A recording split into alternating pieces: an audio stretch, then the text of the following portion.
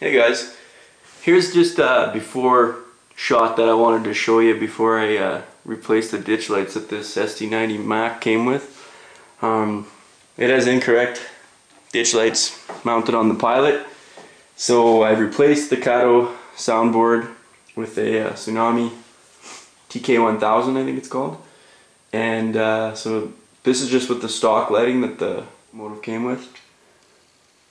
It's not bad, it's like those clear plastic tubes run through, but it's incorrect for the CP. I think it's any CP SD90 43 that's wrong to have them on the pilot. So I've got some ditch light castings coming, some pewter ones from Details West, and I'm going to replace those and put LEDs in them.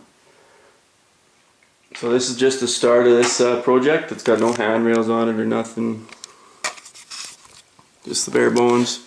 I just wanted to show you what the lights look like before I took those out. The headlight is going to stay the same. I don't really like how bright the light is coming through the window there. I don't know what I'm going to be able to do about that. It just bleeds light everywhere inside the cab there. Hey guys, here's the after shot of the new ditch lights I put on this unit.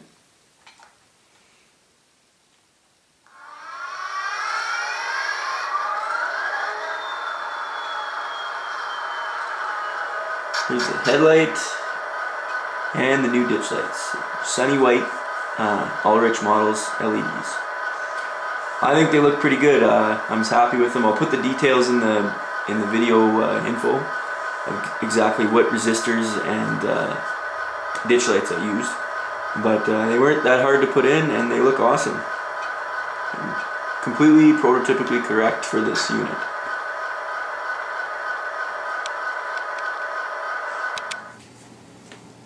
Here's where I'm at with my SD90 43 Mac. I've got the KATO light board is out. Took that out, and then Sountraxx Tsunami decoder just goes right in. There's just 2 screws, and it's really easy. You just pop the 4 motor leads, go right there. You just pop them in, and it's done. You can see the lighting is goes through tubes to the ditch lights there through the pilot, and then the other 2 are inside the shell. I'll show you that. See the 2 lighting tubes there for the headlight, the number boards, and then the rear.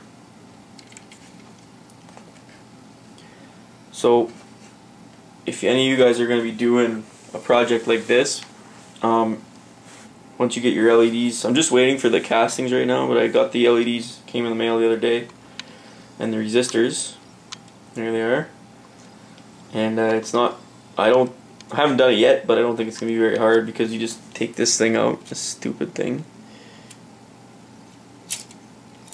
Comes right out. There's the incorrect ditch lighting for this unit.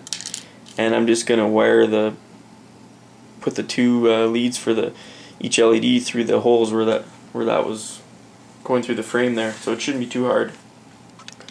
And I've got the speaker all put together and soldered on to its wire leads, and I used silicone to secure the speaker to its enclosure. So once I get my castings for the ditch lights, I'll be putting those in, painting them, and sealing this thing up, and it'll be done. So what you're looking at here is my completed SD90 43 Mac, Canadian Pacific. This is all the wiring done just before I'm about to put the shell back on. So I'm just going to show you what I did. I took out the old KATO light board that came with it, put in the Tsunami TK1000. Then I took out the light tube that was in the front here that went down to the ditch lights. It went down through these 2 holes. And I installed Ulrich models ditch mount LEDs in some Details West castings, pewter castings there. Let's try to get in a little closer. So they come up through the old holes where the light tube ditch lights went through on the pilot, then the LED leads come up, back to the board, and I just cut an old piece off a model kit of styrene and put it over this one weight, and that's where my two resistors are.